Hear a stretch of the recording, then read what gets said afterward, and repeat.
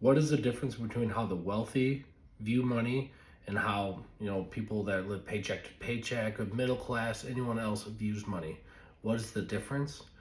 First of all, I wrote it out on a nice little whiteboard right here. Realized you guys won't be able to see it, so I'm kind of just going to reference off of it for you.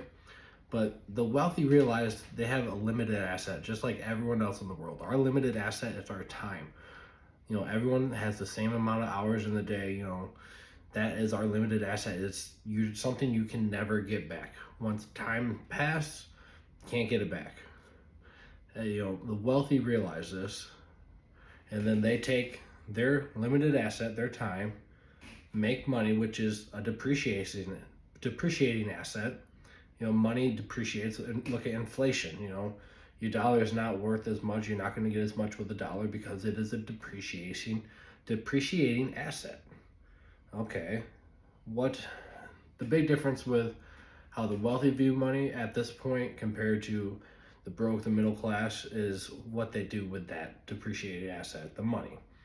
You know, People, let's say, just go off of the broke, the paycheck to paycheck personnel. They take that depreciated asset, the money, and they buy a depreciated liability. Their cars. They got $1,000 car payment, and they make $2,000 a month.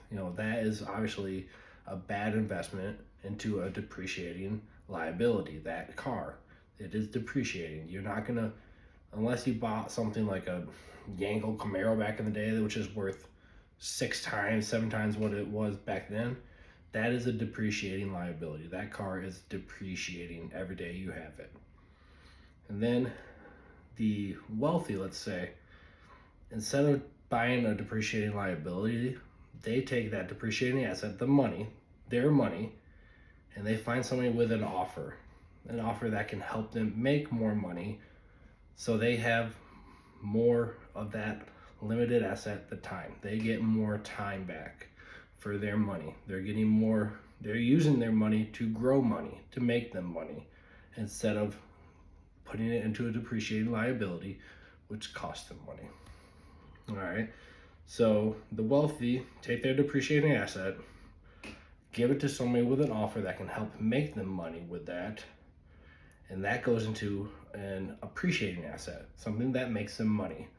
And for my company, what we do, we take that, the depreciating asset from an investor.